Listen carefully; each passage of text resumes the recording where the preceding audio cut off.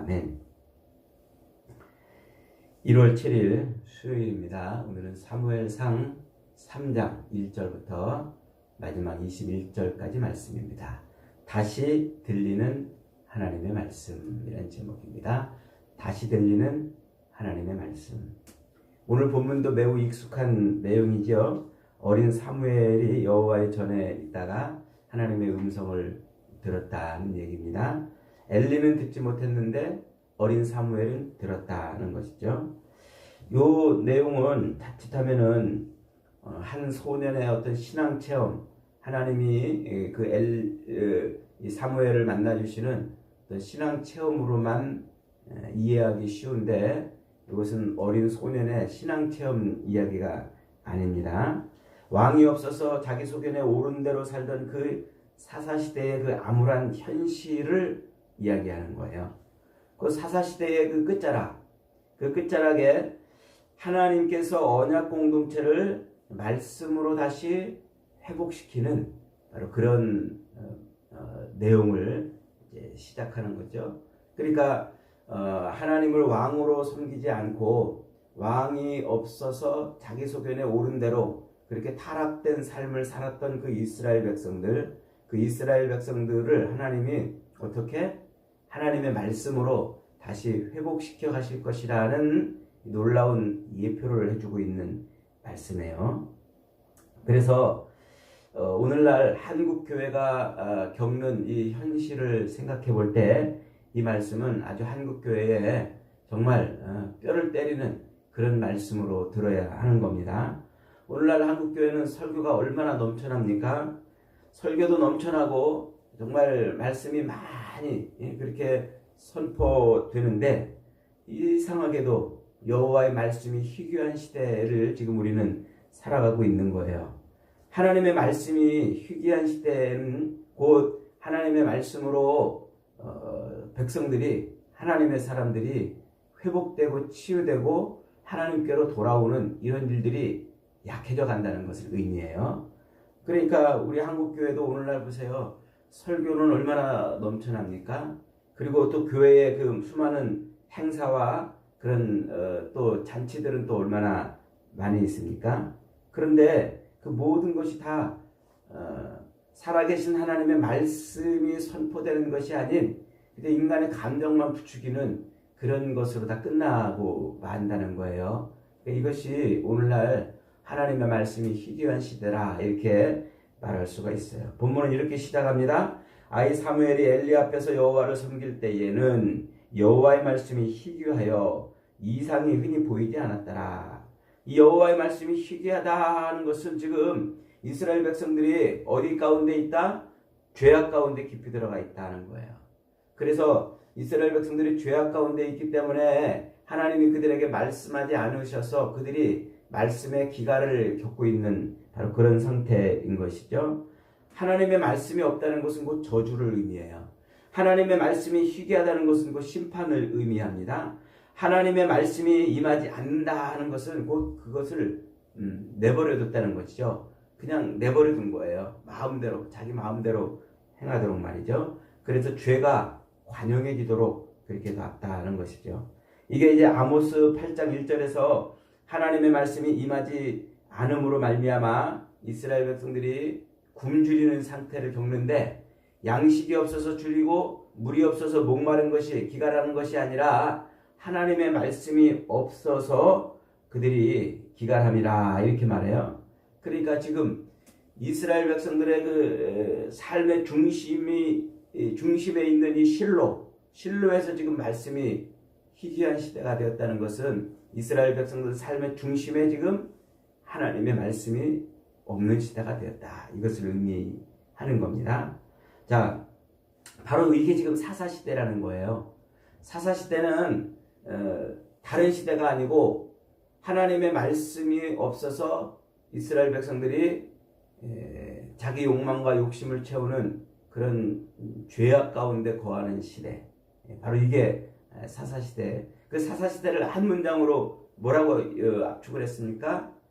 왕이 없어서 자기 소견에 옳은 대로 행하던 때, 하나님이 왕이신데 그 하나님을 왕으로 섬기지 않고 자기가 왕이 되어서 살던 시대, 이게 사사시대인데 그 사사시대를 오늘 본문은 뭐라고 표현하냐면 말씀이 희귀한 시대다.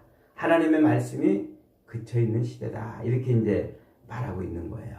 그래서 오늘 본문은 제사장 엘리의 눈이 어두워졌다 이렇게 말해요. 2절에 엘리의 눈이 점점 어두워가서 잘 보지 못하는 그때에 그가 자기 처소에 누웠다 그랬어요. 그러니까 엘리의 눈이 어둡다는 것은요, 이것은 나이가 들어서 노안이 왔다 이 말이 아니에요. 나이가 들어서 노안이 왔다는 어떤 그런 육체적 현상을 말하는 것이 아니라 그가 하나님의 제사장임에도 불구하고 그가 하나님의 말씀을 깨닫지 못했다 이런 의미예요. 그래서 암흑의 시대 그런 것을 의미하죠. 말씀이 희귀하다는 것은 결코 설교의 양이 적다는 것을 의미하는 게 아니에요. 말씀이 희귀함은 하나님의 말씀의 권위로 서지 못한다. 말씀이 그들의 심령골수를 찔러 쪼개서 그들을 회개로 이끌어내는 일이 부족하다. 말씀이 살아 역사하여 죽은 영혼들을 살리는 이런 역사가 없다. 이런 것을 말하는 거예요. 그래서 하나님의 말씀이 하나님의 교회를 교회되게 하지 못하는, 이스라엘을 이스라엘 되게 하지 못하는 그런 상태가 되었다 이 말이에요.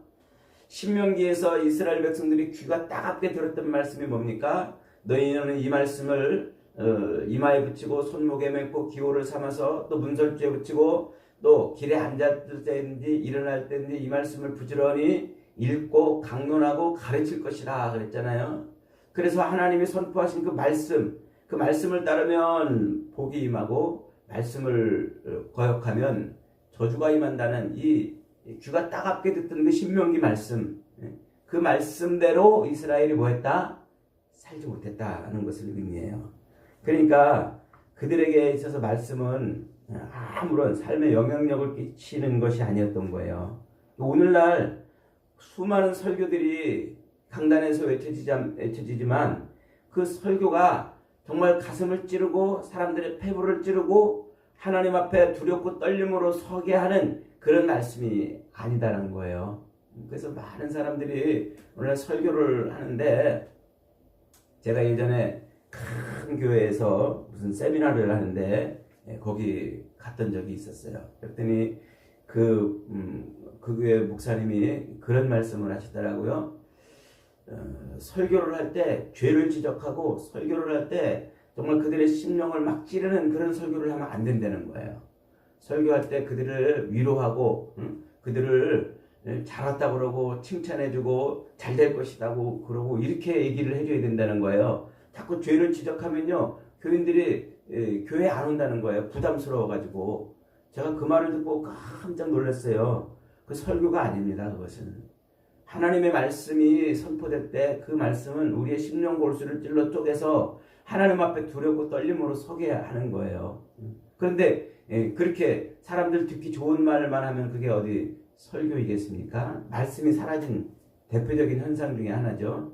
오늘날 대부분의 이 큰 교회들 목사님들을 제가 유튜브 이렇게 설교를 가끔씩 들어보면은 설교에 정말 그리스도 예수가 살아있는 설교가 없어요.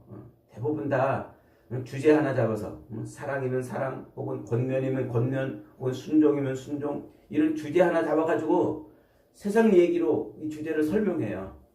감동적인 얘기로 세상에 이런저런 예화를 섞어가지고 그 주제를 쫙 설명하고 마지막에 뭐 그냥 예수 이름 갖다 붙이고서 끝이는 설교, 이걸 설교라고 하는 거예요. 그런데 이런 설교가 넘쳐나면 넘쳐날수록 말씀이 희귀한 시대가 된다는 말이에요. 말씀이 희귀한 시대. 그래서 그 희귀한 시대에는 사람들이 말씀에 붙들려가는 삶이 아니라 자기 소견에 옳은 대로 사는 시대가 되어버리는 거예요. 이게 사사시대고 이게 오늘날 우리 한국교회의 모습이라고 생각합니다.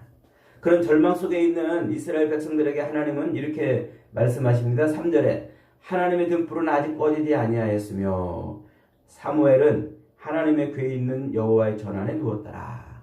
야, 이 어두운 시대에 하나님의 등불이 아직 꺼지지 않았다라고 이렇게 소개를 하고 있잖아요. 그러니까 어둠 속에서도 하나님이 자기 백성들을 향한 그 등불을 끄지 않으신 거예요. 그러니까 많은 백성들, 죄악 가운데 있는 백성들을 그래도 하나님이 어떻게 하시려고 살리시려고 지금 준비 중이시다는 것이죠. 하나님은 자기 백성들을 죄 때문에 버리시는 분이 아니에요. 죄 가운데 있는 자기 백성들을 오히려 말씀으로 수술하고 말씀으로 치유해서 하나님께 돌아오게 만드시는 분이시죠. 그래서 죄 가운데 있는 교회가 다시 살아나기 위해서는 무엇이 떨어져야 됩니까? 그 속에 하나님의 말씀이 떨어져야 돼요. 하나님의 말씀이. 그래서 하나님의 말씀을 듣기 위해서 제일로 중요한 게 뭡니까? 하나님의 말씀은 하나님의 전에서 선포가 돼요. 하나님의 전. 오늘 본문은 어린 사무엘이 하나님의 궤가 있는 여호와의 전 안에 누웠다라고 이렇게 표현을 합니다. 얼핏 보면 사무엘이 마치 여호와의 언약궤가 들어있는 지성소 안에 들어가 누워있는 것처럼 이렇게 표현되는데 그건 아닙니다. 지성소는 누구만 들어가요? 대제사장만 들어가죠. 대제사장이 1년에 한 차례씩 백성들의 죄를 용서받으려고 어린 양의 피를 받아가지고 들어가는 곳이에요. 아무나 함부로 들어갈 수 없죠. 사무엘이 지금 언약궤가 있는 여호와의 전에 누웠다는 말은 지성소 안으로 들어갔다는 말이 아니고 그 다음 절에 나오는 엘리 제사장이 자기 처소에 누웠다는 말과 대비시켜가지고 그가 하나님 전에 있다라고 하는 것을 강조하려고 지금 이렇게 표현을 하고 있는 거예요. 그래서 엘리의 눈이 점점 더 어두워 잘 보지 못하는 그때에 그는 자기 처소에 누웠고 사무엘은 어디에 누웠고요? 여호와의 전에 누웠고 이렇게 대비를 시켜가지고 지금 설명하는 것이죠. 그러니까 그가 하나님의 언약궤, 약속에 있는 그 언약궤가 있는 그 전에 있다는 것은 하나님의 품 안에 있다 이것을 말하고 싶은 거예요. 그래서 본문은 의도적으로 자기 처소에 있는 그 엘리 제사장과 대비시켜가지고 어린 사무엘은 하나님의 약속이 있는 처소에 지금 누워있다 이렇게 지금 말하고 있는 것이죠. 왜냐하면 하나님의 말씀은 어디에서만 들을 수 있어요? 오직 하나님의 품 안에서만 들을 수 있기 때문에 그래요. 하나님의 처소 안에서만 들을 수 있기 때문에. 그래서 오늘 본문은 사무엘이 여호와의 전 안에 누웠더니라고 이렇게 이제 표현을 하고 있는 거예요. 그렇게 눕자 여호와께서 사무엘을 부르셨다고 이제 말하죠. 사무엘을. 이때 사무엘의 나이가 학자들은 대략 한 10살에서 12살쯤 된다고 이렇게 이제 봅니다. 그 어린 나이, 그 나이에 이제 그가 하나님의 부르심을 받는 것이죠. 그래서 여호와의 언약궤가 있는 여호와의 전, 여기에 있을 때 비로소 사무엘이 하나님의 음성을 듣게 됩니다. 우리가 이제 레위기나 출애굽기나 여기서 우리가 집요하게 살펴봤습니다마는 여호와의 전이 뭡니까? 하나님의 임재의 초소잖아요. 하나님은 오직 여호와의 전, 곧 성막에서 죄인들을 만나주시고 성막에서 죄인들을 부르시고 성막에서 죄인들을 치유하시고 회복시키시고 성막을 통해서 하나님이 역사하시는 거예요. 그 성막이 여호와의 전이 하나님의 임재의 처소이고 백성들이 치유되고 회복되는 곳이기 때문에 그래요. 그래서 하나님의 말씀은 반드시 여호와의 전, 성전에서만 선포되는 거예요. 구약의 성전과 성전의 피와 제사들이 다 무엇을 예표한다고 그랬어요? 다 십자가에 달려 죽으신 예수 그리스도의 피를 예표하는 거였잖아요. 예수 그리스도의 그 십자가 제사를 구약의 성전이 다 담아내고 있는 거예요. 그리고 그 그리스도의 십자가 제사는 이 땅에 그리스도의 몸인 교회를 세워놓게 됩니다. 그러니까 하나님의 성막에서 사무엘을 부르신 이 구약의 오늘 이 본문의 사건은 오늘 우리 새 언약 가운데 있는 우리의 이야기로 바꿔본다면 하나님은 오직 그리스도의 몸인 교회 안에서만 말씀을 하신다 이 말이에요. 오직 교회를 떠나서 하나님이 말씀으로 역사하지 않으세요. 교회 안에서 하나님은 말씀으로 역사하시고 사람들을 만나주시는 거예요. 저 놀이터에서 하나님이 말씀하지 않으셔요. 저 시장터에서 말씀하지 않고 저 게임장에서 말씀하지 않으시고 어디서 말씀하신다고요? 하나님의 교회 안에서 하나님이 말씀하시는 거예요. 그래서 오로지 죄인은 이 교회 안에서 주님을 만날 수 있는 거예요. 주님을 만나고 오로지 하나님의 말씀을 들을 수가 있어요. 하나님은 이 죄인들을 위해서 십자가에서 단번에 그리고 영원한 피해 제사를 드리신 그 성자 예수 그리스도 안에서만 사람들을 부르고 만나시고 치유하시고 회복하시는 거예요. 다른 길은 없어요. 그래서 예수님이 그러시는 거예요. 내가 곧 길이요 진리요 생명이니 나로 말미암지 않고는 아버지께로 올 자가 없느니라. 하나님께로 갈 수 있는 유일한 길은 그리스도 예수밖에 없어요. 그리스도 예수를 인해서 세워진 그의 몸된 교회 안에서밖에는 하나님을 만나고 치유되고 회복되는 방법이 없다는 것이죠. 그러니까 교회 밖에는 구원이 없습니다, 여러분. 하나님을 만날 수도 없고 오직 그리스도의 몸인 교회 안에 있어야만 하나님을 만날 수가 있는 거예요. 그래서 저와 여러분들이 교회를 떠나면 안 돼요. 이 물리적 공간인 예배당을 의미하는 게 아니에요. 하나님의 언약의 완성체인 예수 그리스도의 그 십자가를 고백하고 그리스도를 내 구주로 영접한 바로 그 교회를 의미하는 거예요. 그리스도의 몸된 지체들을 의미하는 것이죠. 그러니까 혼자 어디 가서 뭐 신앙생활하고 이런 것은 불가능한 거예요. 오직 하나님의 언약궤가 있는 여호와의 전, 거기에서만 하나님을 만나게 돼요. 그래서 예수님이 이 땅에 오실 때 어떻게 오셔요? 말씀이 육신이 되어 우리 가운데 오셨다 이렇게 말하는 거예요. 언약의 완성체인 예수께서 육신을 입고 온 것이 말씀이 우리 가운데 들어온 것이라고 이렇게 설명을 하고 있는 거예요. 그래서 하나님의 말씀이 육신이 되어 우리 가운데 오신 예수 그리스도로만 우리는 구원을 얻고 그리스도로만 우리가 치유되고 그리스도로만 하나님을 만나게 되는 겁니다. 그래서 우리는 하나님을 만나 하나님으로 치유되고 회복되는 그런 삶을 살기 위해서는 반드시 어디에 거해야 돼요? 교회 안에 거해야 된다 하는 것이에요. 자, 그렇게 해서 하나님이 이제 부르시는데 4절에 여호와께서 사무엘을 부르시는지라 그가 대답하되 내가 여기 있나이다 이렇게 말해요. 근데 아직 사무엘이 하나님을 인식하고 하나님을 깨닫지 못하던 때라고 그래요. 그래서 세 번씩이나 사무엘하고 불렀는데 그가 깨닫지 못하고 엘리 제사장한테로 가가지고 나를 부르셨습니까? 내가 여기 있습니다. 이렇게 얘기를 하게 되죠. 그때 엘리 제사장이 아주 독특한 그런 역할을 감당을 합니다. 9절에 엘리가 사무엘에게 이르되 가서 누웠다가 그가 너를 부르시거든 네가 말하기를 여호와여 말씀하옵소서 주의 종이 듣겠나이다 하라 이렇게 합니다. 사무엘이 가서 누웠다가 이제 또 사무엘아 부르시니까 엘리 제사장이 시킨 대로 여호와여 말씀하옵소서 주의 종이 듣겠나이다 이렇게 응답을 합니다. 여기서 듣겠나이다 듣는다 이 말이 히브리어로 샤마 이렇게 말한다고 그랬죠. 신명기 6장 4절로 9절에서 쉐마 이스라엘 들으라 이스라엘 이렇게 말했던 바로 그 단어예요. 샤마 듣는다라는 말이에요. 그런데 이 히브리어로 이 샤마라는 말은 단순히 청각적으로 요 귀의 감각으로 듣는다는 것을 의미하는 게 아닙니다. 이것은 순종적 반응을 표현하는 거예요.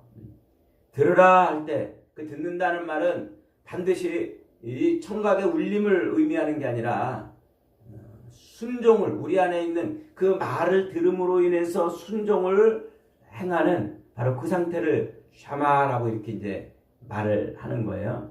우리말도 그런 말이 있잖아요. 우리말도 야, 너 왜 엄마 말을 그렇게 안 듣냐?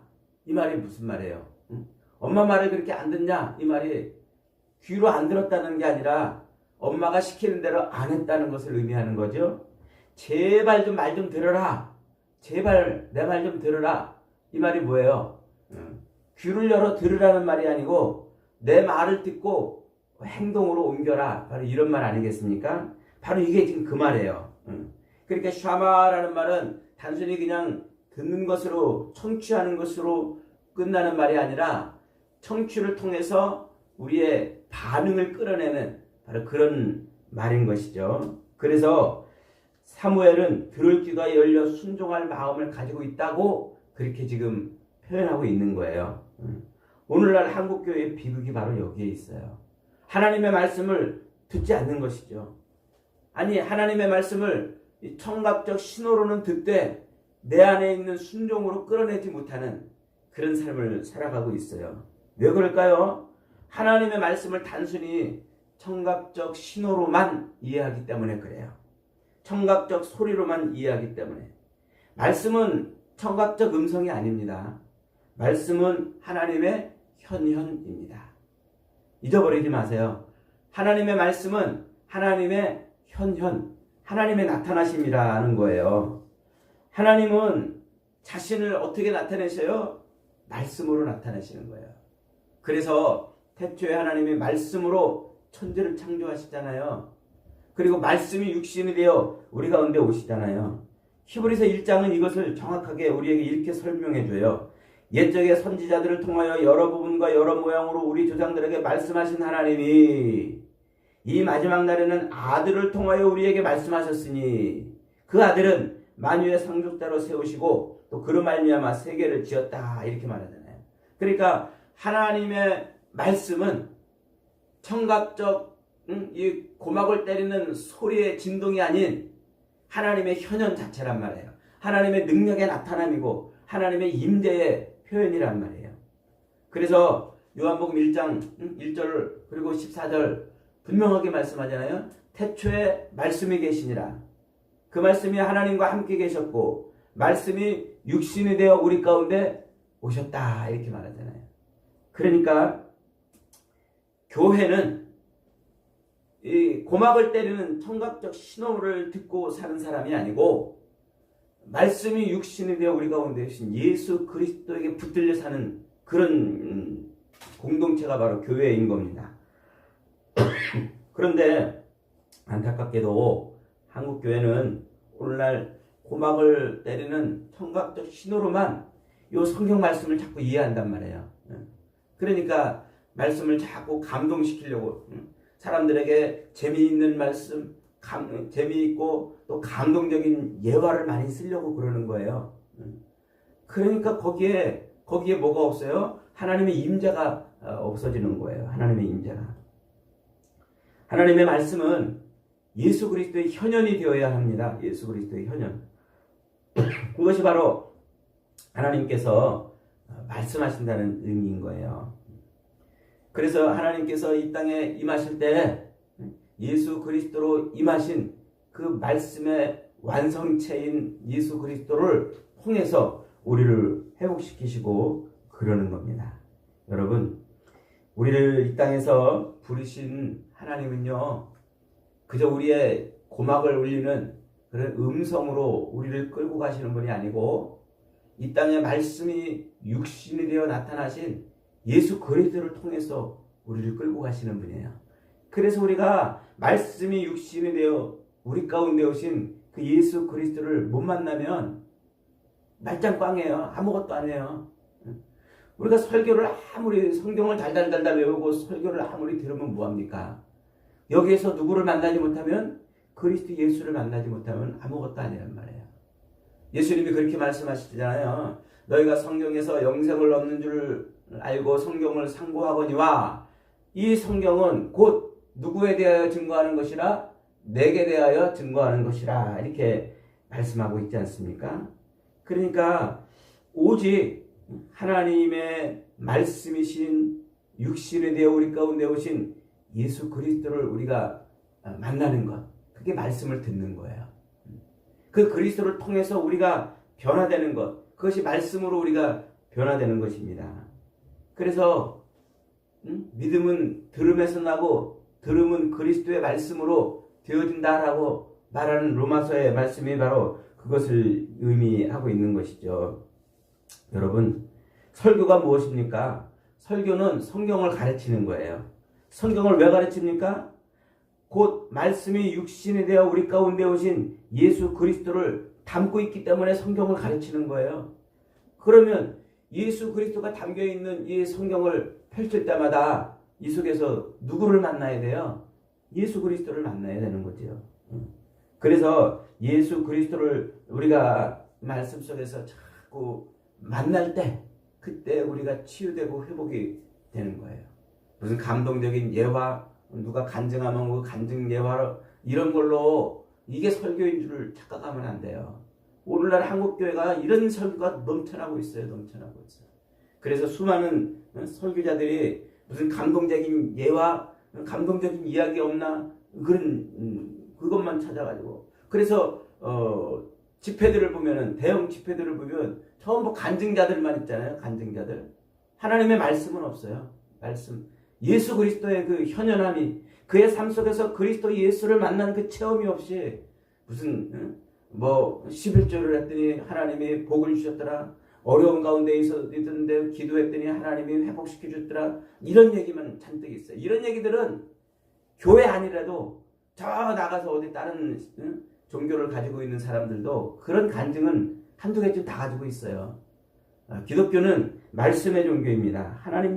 하나님의 현현인 예수 그리스도의 말씀 대신 그분을 만나는 게 바로 기독교인 것이죠. 그러므로 교회의 회복은 다시 예수 그리스도 앞으로 돌아가야 돼요. 교회의 회복은 곧 그리스도를 다시 잃어버린 그리스도를 다시 찾는 거예요. 말씀을 잃어버리면 결국 그리스도를 잃어버립니다. 그리스도를 잃어버리면 종교적인 외형만 남는 거예요. 종교적인 외형만. 그러면 아무것도 얻을 것이 없고 이룰 것이 없습니다. 사사시대의 이스라엘 실패가 바로 그거예요. 주가 따갑게 들었던 그 신명기의 그 말씀을 삶의 중심에 놓고 하나님과 교통하는 삶을 살아야 되는 그 말씀을 패대기치고 자기 속에는 옳은 대로 살았던 것이죠. 사랑하는 여러분, 잊어버리지 마십시오. 하나님의 말씀은 하나님의 현현이십니다. 예수 그리스도의 임재하심입니다. 설교는 그 임재하신 예수 그리스도를 밝혀내는 것이고 그것을 드러내는 것이에요. 그래서 단지 귓가를 때리는 청각적 음성으로 뭉친 것이 교회가 아니라 살아있는 하나님의 말씀이신 예수 그리스도의 몸된 것이 교회인 것이죠. 그래서 우리는 이 성경 말씀을 통해서 그리스도의 장성한 분량이 충만한 데까지 자라가야 돼요. 예수 그리스도를 자꾸 듣고 그리고 그리스도를 또 통해서 그리스도와 만나 그리스도의 장성한 분량이 충만한 데까지 자라가야 되는 것이 그것이 바로 교회 공동체인 것입니다. 오늘 교회의 병은 성경 말씀의 권위가 약해지고 그러므로 말미암아 회개가 사라졌고 그러므로 말미암아 하나님의 치유와 회복이 사라졌다는 것입니다. 오늘 하나님은 어린 사무엘에게 엘리 제사장의 그 가문의 죄악을 까발리면서 하나님의 말씀이 임했을 때 그 말씀이 무엇부터 치유해야 되는지를 가르쳐주고 있는 거예요. 어린 사무엘에게 엘리 제사장의 그 가문의 죄를 다 까발리고서 그리고서 하나님이 요구하시는 것이 무엇입니까? 곧 말씀으로 돌아오라. 치유되라는 것이죠. 사랑하는 여러분, 오늘 이 시대에 저와 여러분은 진짜 살아있는 하나님의 말씀을 자꾸 귀담아 들어야 되겠습니다. 그러면 말씀이 육신이 되어 우리 가운데 오신 예수 그리스도께서 내 안에 충만해지고 비로소 그리스도를 통해서 우리는 치유되고 회복되는 하나님과의 만남을 누리는 인생이 될 것입니다. 오늘도 저와 여러분의 삶이 하나님의 말씀으로만 충만해지고 오직 말씀이 육신이 되어 우리 가운데 오신 예수 그리스도로만 회복되는 복된 인생들이 되시기를 주님의 이름으로 축복합니다. 아멘.